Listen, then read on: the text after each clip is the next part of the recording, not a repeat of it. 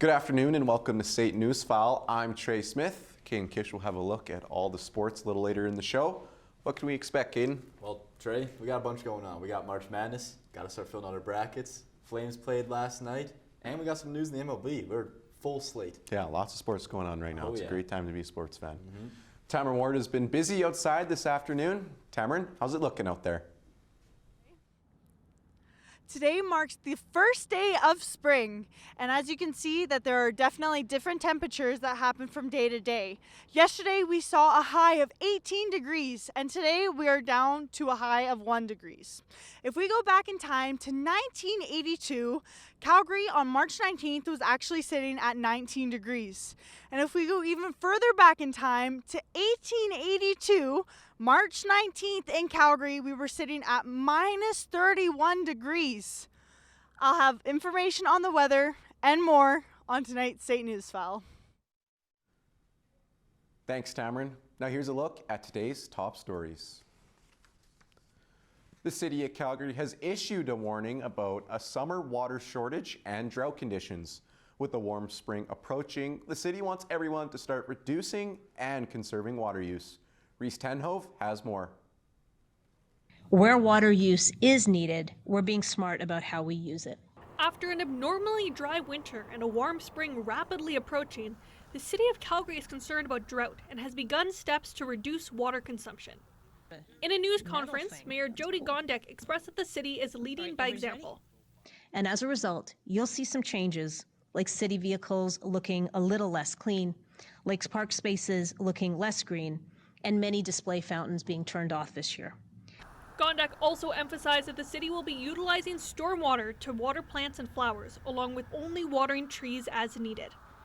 Much of the water used through the summer comes from the winter snowpack, but any more snow that falls still unfortunately will not be able to solve the drought concerns.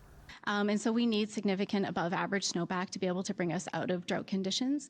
The watershed as a whole is in a deficit, and so it's going to take a significant amount of precipitation to bring us back to normal and to restore the watershed. The city will be rolling out the Every Drop Counts campaign next month to help educate Calgarians on what they can do to conserve water. When it comes to individuals, you know, we've all heard this when we were kids, turn off the tap when you're brushing your teeth, you know, we've all heard it. Sometimes we're not necessarily practicing it. So the little things you can do at home in terms of a full load of laundry, a full dishwasher load, it's just reminders to people. The city is closely monitoring drought conditions and will continue to do so through the summer. Individual Calgarians and businesses alike are instructed to begin conserving water until further notice. For now, no water restrictions have been made. However, Calgarians can expect an update at the end of April. At the earliest, restrictions could be put in place at the beginning of May. For State Newsfile, I'm Reese Tenhove.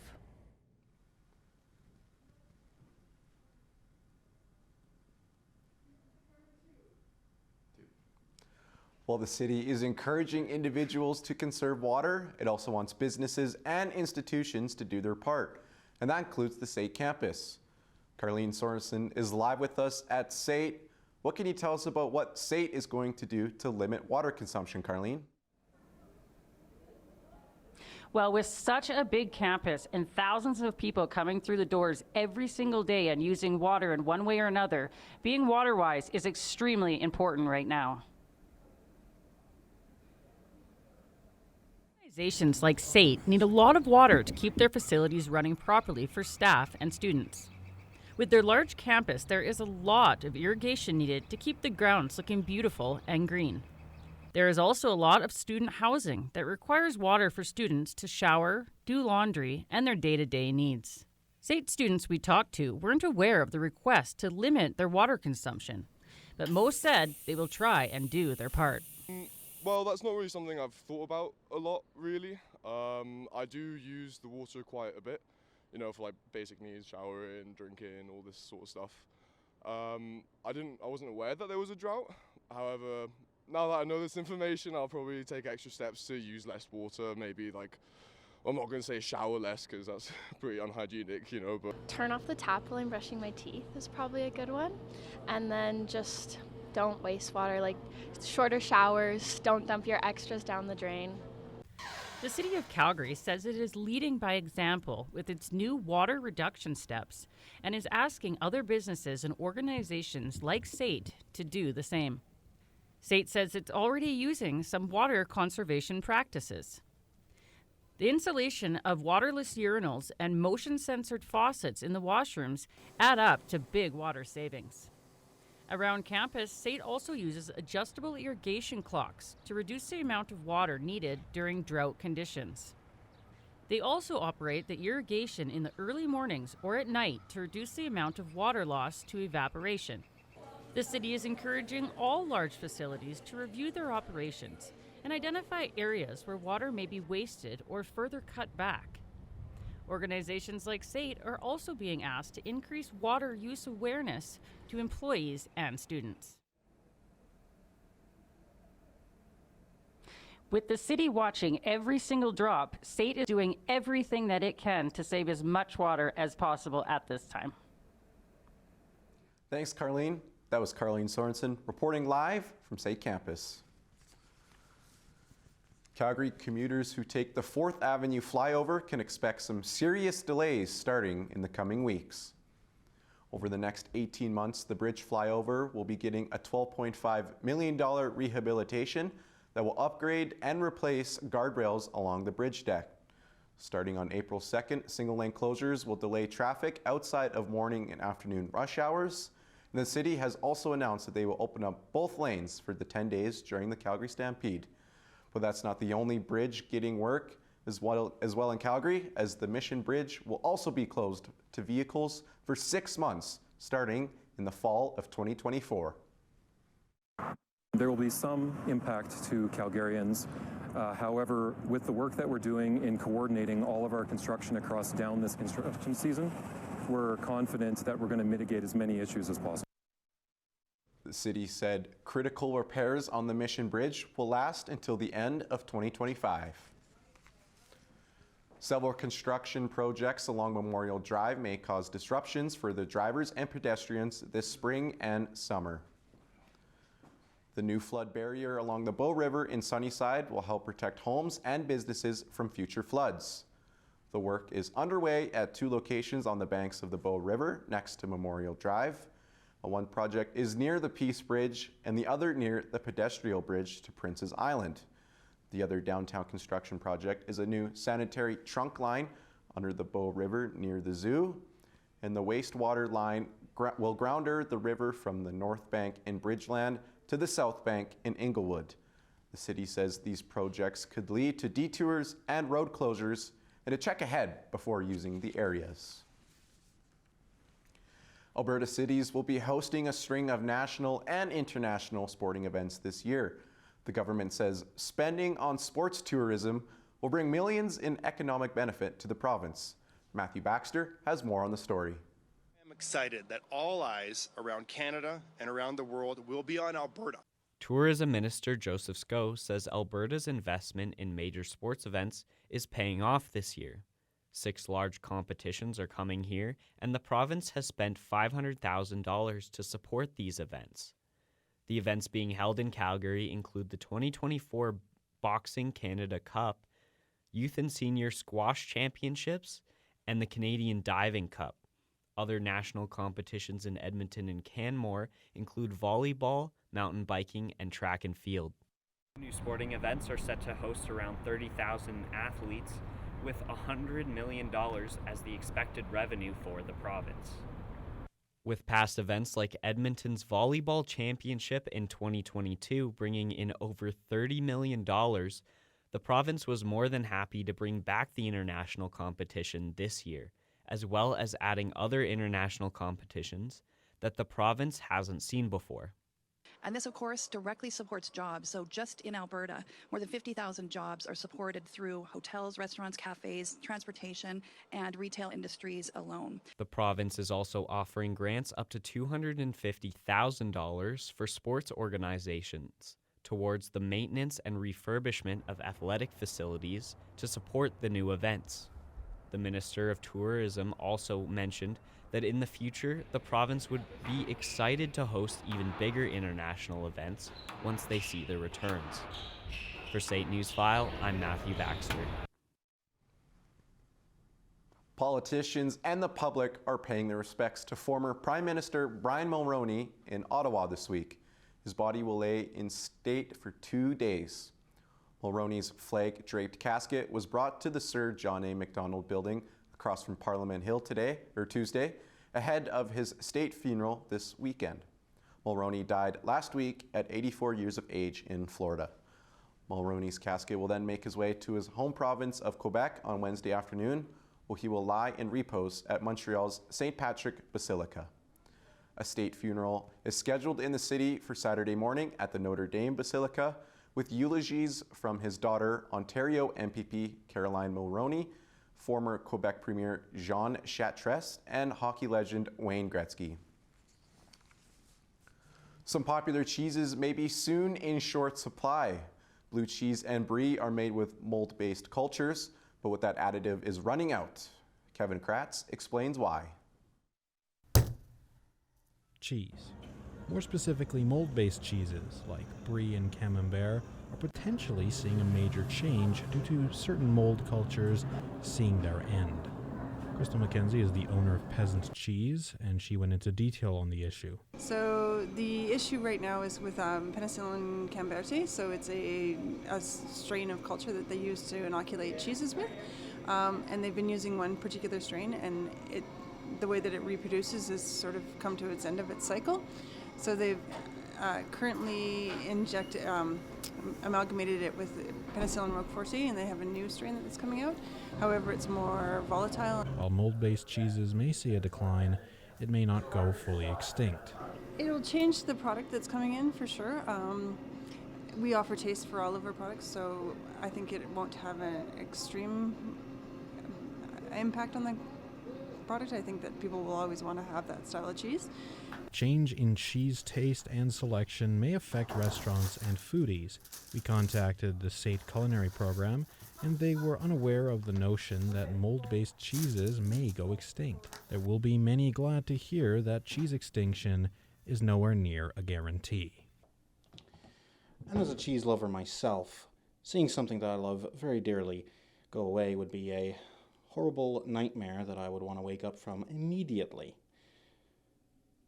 This is one cheese lover to more. Please don't go away. I do very much like you. State Newsfile, I'm Kevin Kratz.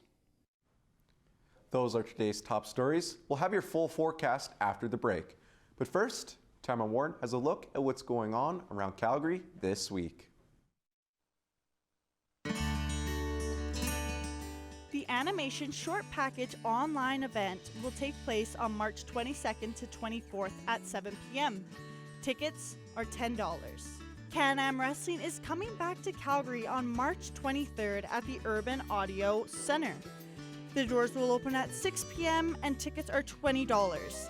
This is a great event if you want to go watch some fun wrestling and see your favorite characters. Tiki Golf is back in Calgary on March 23rd and will take place at the Springbanks Golf Course. Tickets are $15 to go play some mini putt. Paint Night will return to Paint Escape on March 24th. The doors open at 2:30 and close at 4:30. Tickets are $37. The Women's History Walk is on March 24th in Fort Calgary. The time is from 2 to 3 p.m.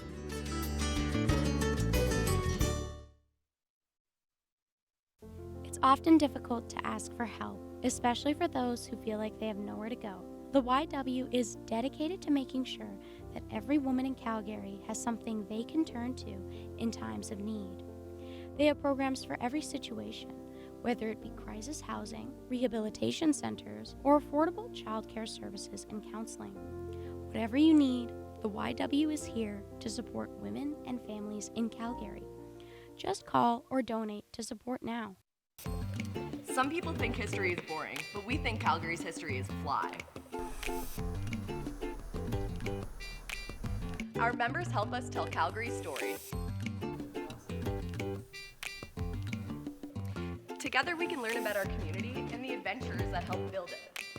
If you're as excited about Calgary's history as we are, you can sign up on our website. thehangarmuseum.ca, a museum with altitude. Welcome back to St. Newsfile. I'm Tamron Ward. Let's take a look at the weather.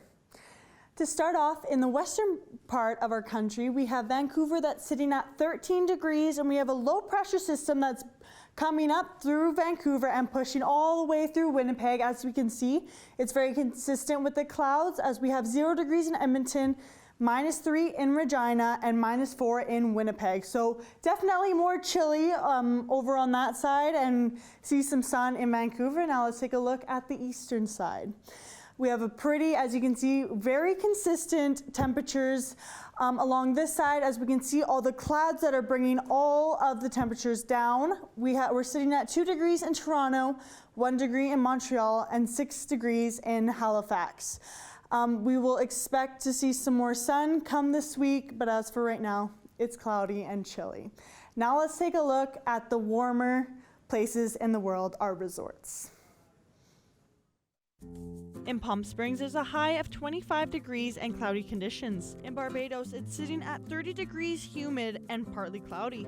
In Cancun, it's 28 degrees with showers. In Honolulu, it's 26 degrees, humid and partly cloudy. Orlando and Las Vegas are sitting at 22 degrees and sunny.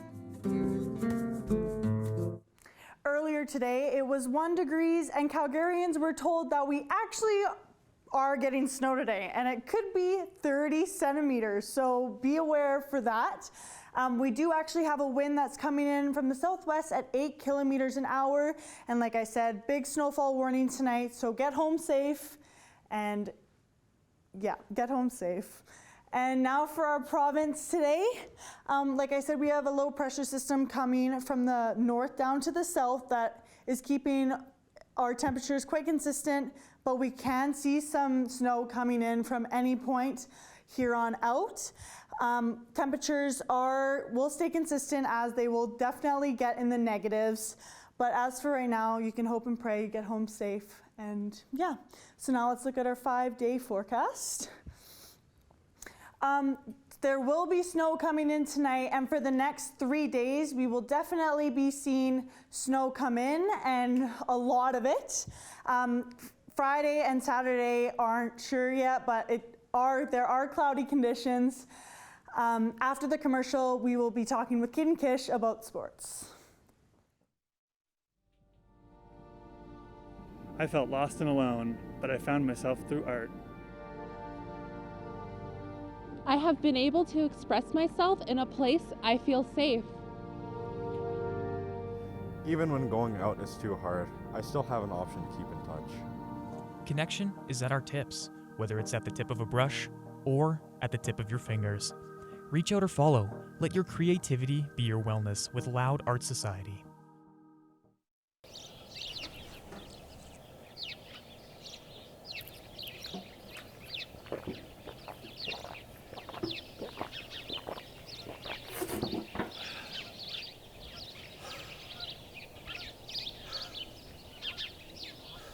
Drink local.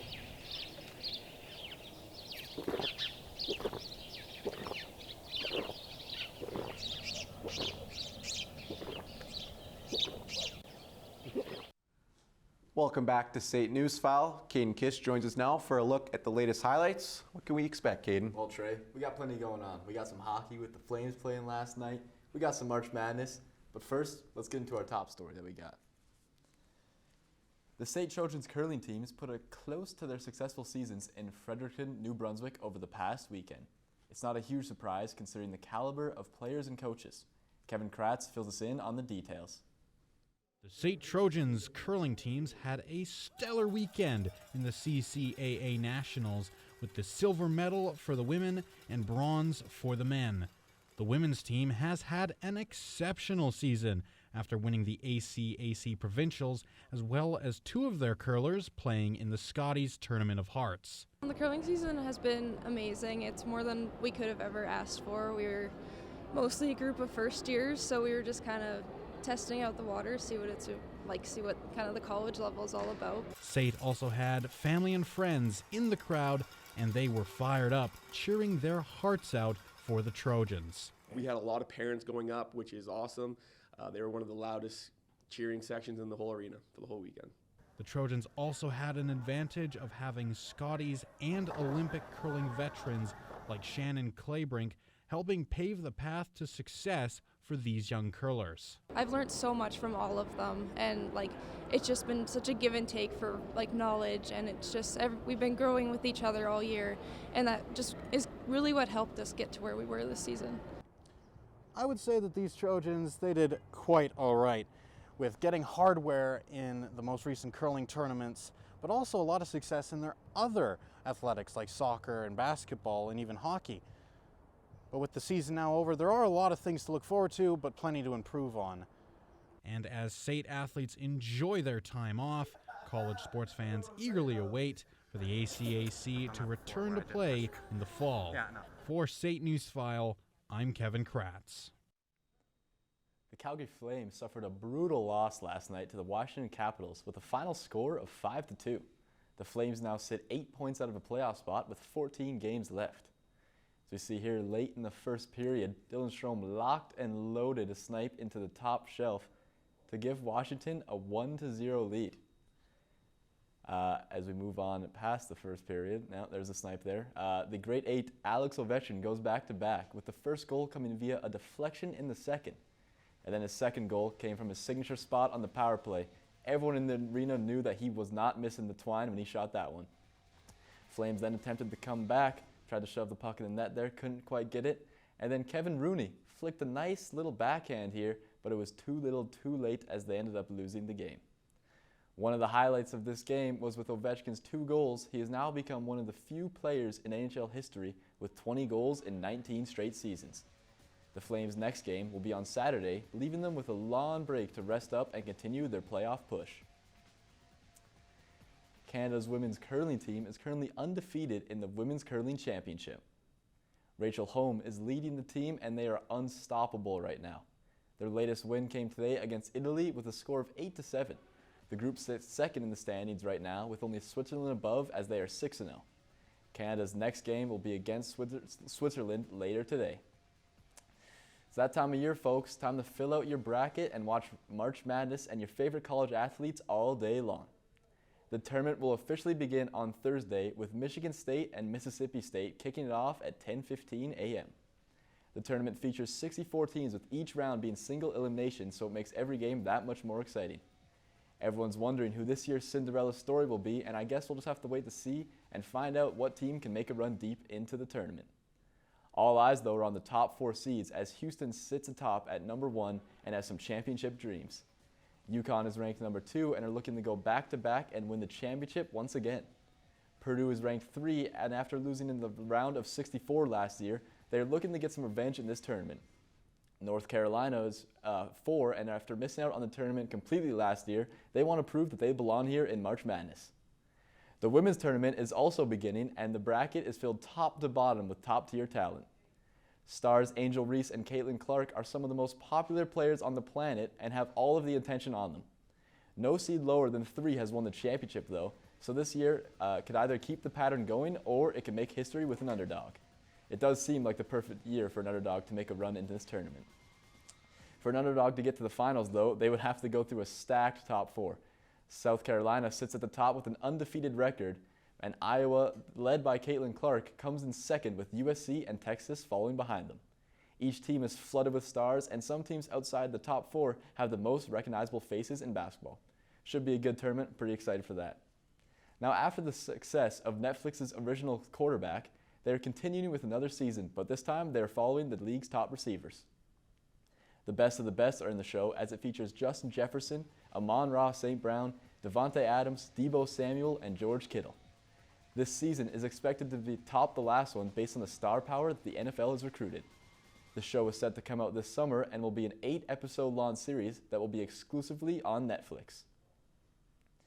Ace pitcher Blake Snell has finally signed with the team after weeks of making everyone wait.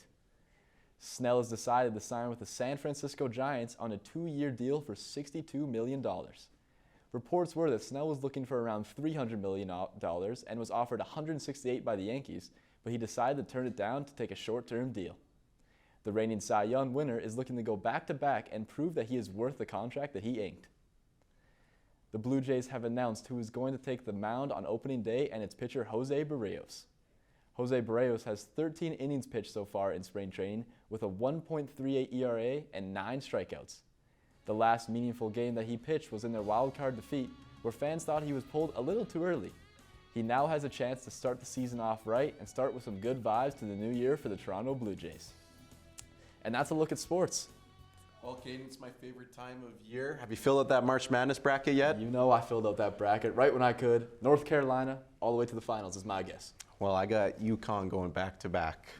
We'll have to see. Yeah, we'll have to see. After the break, we will learn about Eleanor Harvey, a Canadian fencer who is preparing for the 2024 Paris Summer Olympics. If you are feeling alone, sad, frustrated, overwhelmed, or isolated, you are not alone. Feeling better might just be a phone call or text away. Call or text the Distress Center Calgary for free, confidential, 24/7 crisis support at 403-266-4357. We are here to ensure everybody is heard. Come and learn the fast-paced world of television production. Find your passion to write, shoot, edit, and direct news, sports, and dramatic productions. With industry-standard technology and the best instructors in the business, SAIT's television production program teaches you everything you need to know for a career in broadcasting. This is television production. Come and dare to be on air. Canadian fencing athlete Eleanor Harvey is headed to the Paris 2024 Summer Olympics. She placed 7th in the 2016 Olympics, and she led Team Canada to a 5th place in Tokyo 2020. We talked to her and the sport and all of her success. Stephen Hall reports more. No Canadian has placed higher in Olympic fencing than Calgary's Eleanor Harvey. How did she get into fencing, and how did she get to where she is today? My mom's boyfriend at the time suggested fencing because we used to stick fight in the backyard. And when he told me that sword fighting was in the Olympics, I was like, oh, that's like the coolest thing ever. And I decided then and there, before I even tried, I was like telling my friends that I was going to go to the Olympics for fencing. Alex Martin, Eleanor's coach, reflects on how she has given back to the community and what sort of support she has in Calgary. Having her here has been great for our community. A big part of it is just her personality and the connections that she makes with young kids. She's special. She is honestly a very creative, like kind of goofy person, so I feel like identifying that and figuring out ways to bring that out in her fencing is pretty cool. I asked how it felt when she first made the Olympics. The first time I made the Olympics, I was kind of in disbelief, and I was super excited and happy and nervous, and like a big slew of emotions came with that. Oh. Well, it's safe to say I'll be cheering for Eleanor in the Olympics 2024. For SAIT Newsfile, this has been Stephen Hall. Well, Tamron, I hear there's a big snowfall warning on the way. Can you tell us a little bit about that? Yeah, with the new conditions rolling in, it's safe to say that Calgarians should stay home and be safe for the next 3 days, as we could be looking at 30 centimeters. So definitely get inside, get a hot cocoa for yourself. And what about you guys? Are you guys excited for the snow, or did you guys want the sun to stay back out? I mean, I don't hate the snow, you know. I like myself a hot cocoa. Yeah. I like myself some sledding, some snowball fights. I don't know about you, Trey. I don't know. I really appreciated the 20-degree weather we had yesterday. It was almost golf season, so golf smell. I don't like the snow that much. That's all we have for you today. Thanks for watching SAIT Newsfile, and have a good night.